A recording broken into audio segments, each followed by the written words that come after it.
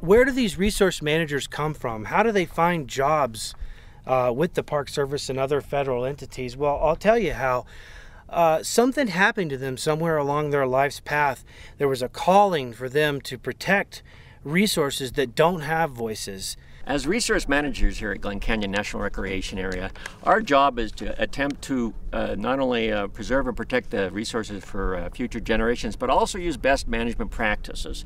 And this includes the use of the most current and recent scientific research. You can imagine that protecting aquatic resources at Glen Canyon against all potential future threats is very open-ended. There's no clear guidance of what to do. That's why the park needs somebody that understands these systems, understands the threats, understands ways to mitigate those threats and to deal with them. There are communities like Latter-day Saints and American Indians who need to come back to these places in order to continue their cultural traditions, to remember the histories and stories that were critical in their formation as communities. We have botanists, we have archaeologists, we have restoration ecologists, we have aquatic ecologists, and all of those folks and their various expertise make up an entire division that goes into protecting a landscape like this.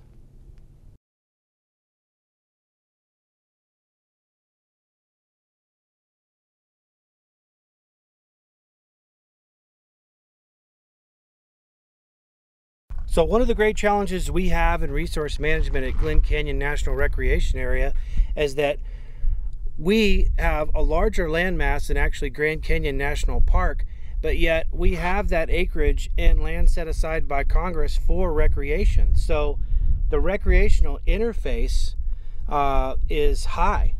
And so we want to reach out to visitors and let folks know that we're managed by the same policies that guide decisions in Yosemite and Yellowstone and Grand Canyon. And so in a lot of ways, working at Glen Canyon in science and resource management is even more challenging, because people come here to jump on their boats and they want to get on beaches and they want to carve their names in rocks and they want to throw their trash, and they may not have the same environmental ethic that they would possess going into a Yellowstone. So it creates us with a lot of challenges to reach out to that visitor to let them know that this in fact is a national park unit and it is to be protected as such. I serve as the Chief of Aquatic Resource Management. What that means I do is that I look out for the aquatic resources at Glen Canyon. We want to make sure that they are as good for future generations as they are for us. At the same time, we want to provide for recreation on these things, and so I'm supposed to be on top of any threats to those interests and to develop management policies that will prevent any problems from occurring. My program here is a natural resources program, the terrestrial branch, and that includes a variety of different programs that I'm responsible for. One of them is wildlife biology. We do a lot of work with bighorn and various bird species and mammals. I also am the botanist. That entails a variety of programs, the most important being weeds and exotic plant control, but there's also threatened endangered species that are also plants. There's also just plain botany, which is description of vegetation, floristic surveys, and management of the plant resources in the park. I am the lead for cultural resources at Glen Canyon National Recreation Area and Rainbow Bridge National Monument. You might ask the question, what are cultural resources? That's a legitimate question. It's a government term for your human history on a federal landscape. One of the primary issues at Glen Canyon that many people may be aware of is is good water quality in Lake Powell. With millions of people using Lake Powell each year, there are many beaches that are camped on just night after night after night all summer long. When people come to Glen Canyon, they stay for a fair period of time. In fact, Glen Canyon used to have the largest average stay in the national park system. Because people will generally come and get on a boat and stay out there for about a week. And so our average stay was about 4.5 days, which is considerably longer than any other park. Exotic plant species have been arriving pretty much every year in this part of the world. They vary, however. We have about 80 to 90 species in the park that are from other parts of the world, like Europe or Eurasia, and a few from South America and Australia. But most of them are not a real big concern for us. Basically, a lot of my work in exotic plant control is to determine which species are invasive. In other words, which species can invade native plant communities and outcompete the native plant species and cause local extinctions of native plants and animals. Currently, we're working on about 8 to 10 species which we're really concerned about in Glen Canyon.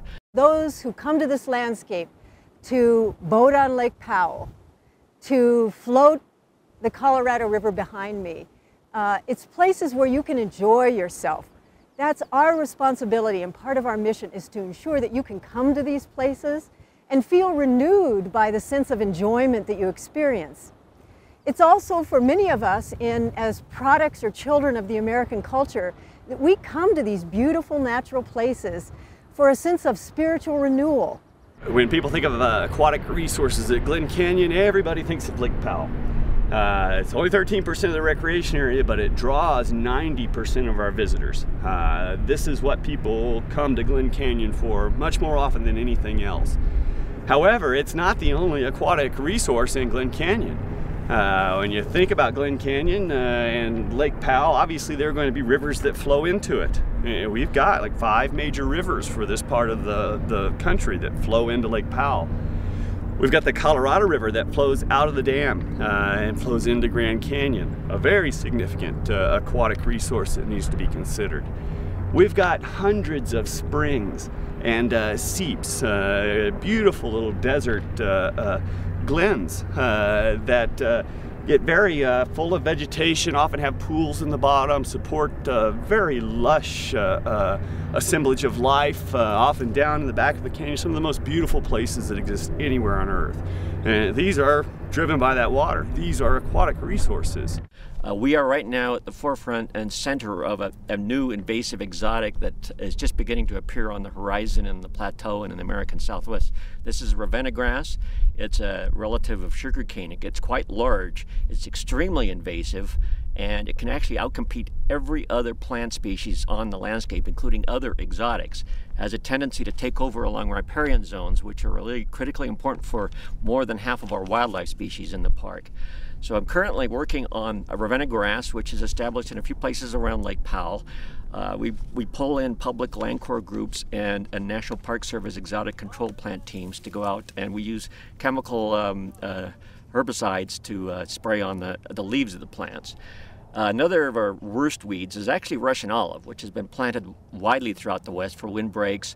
In many cases, it's not very invasive, but on the plateau and elsewhere in the Intermountain West, it's actually it is extremely invasive and moves into riparian zones and outcompetes the native cottonwoods and willows. And again, these are critical riparian corridors for much of our wildlife, as well as reservoirs of rare native plant species.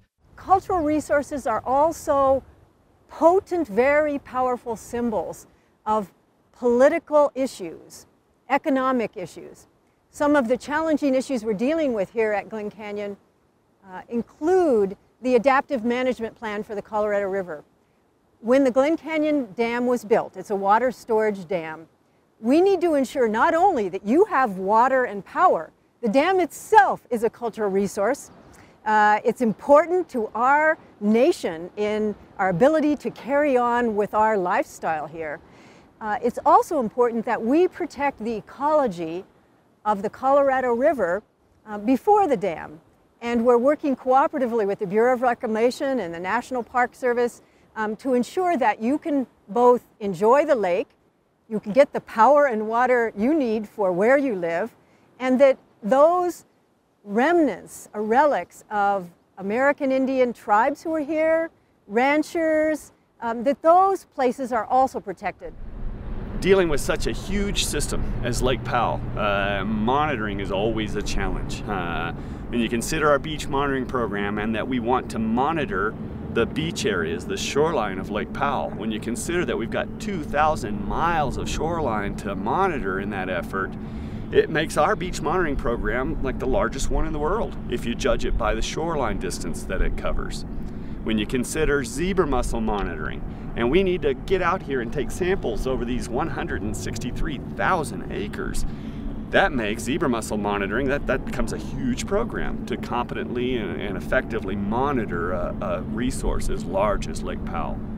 It complicates the size of Lake Powell, complicates every aspect of the science that we want to do on it. Just makes it that it takes that much more to do, takes that much more effort.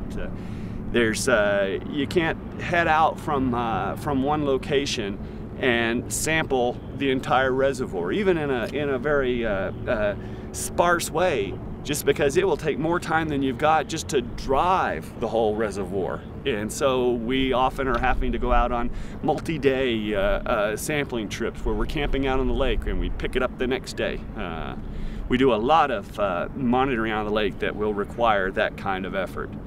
With our beach monitoring program, we can't keep our samples overnight because we're looking for bacteria in these samples. We've got 6 hours in which to get them back to the laboratory and begin the processing. And because of that, we actually have to have 2 laboratories here at Lake Powell to conduct that monitoring program. Currently, there are about 700,000 acres of our over 1 million acres of land in the recreation area that are actually grazed. Have been actively grazed over the last 10 to 20 years. Approximately 20,000 animal unit months, which basically boils down to a couple 3,000 cows on the landscape, typically in winter. So when you're visiting the lake, particularly in the off season, you're likely to find or see a few livestock on some of the lake shores, because there's still some areas where the cattle get down to lake to get water. It's a very dry landscape beyond the lake, and so the lake has been fairly important, not only on the north side on BLM administered areas, but also on the Navajo Nation side, where there are also a lot of livestock ranchers.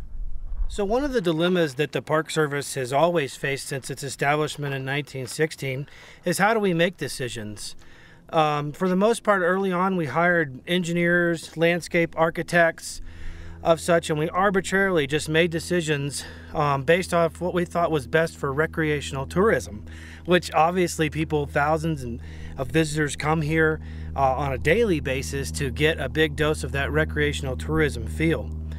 But over years and years, we've learned that maybe the decisions we were making did not incorporate sound science and ecological concepts, and we've learned our lessons. On the landscape this large, sometimes you feel like you're not really achieving anything over a period of time, and sometimes we feel like we're actually backsliding to a certain extent.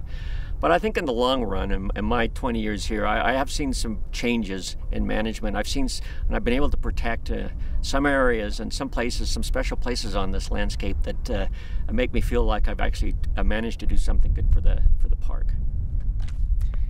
You can imagine that to protect aquatic resources, first off, you've got to understand these resources.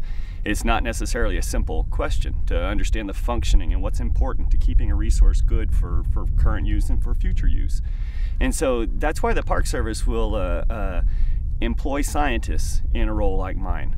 Somebody that first can, through science, understand what this resource is, and then be able to apply that science to answer questions that have to do with what will the threats be, or to develop solutions to potential problems, and then check to see if those have followed up. Science is an important part of being able to properly manage something like aquatic resources.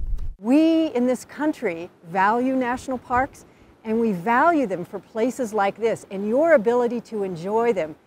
We've preserved these spaces so that you can come here and get renewed, you can be tourists and be revived by the experiences here. One of the most amazing things about this landscape too, and the fact that it's actually protected now, is not from a decision that I made or my predecessor made. It's in fact conversations and thought processes and intuition that took place 100 years ago with John Muir and Aldo Leopold. All these guys with their photographs and the aesthetic value that they portrayed to Congress and to the American public, that ended up forcing them to set lands aside like this, because they knew that as our population centers grew, as urbanization occurred, and as we expanded, we would eventually consume most of North America. And so thank goodness that they had the foresight to find our hidden jewels and set them aside for future generations.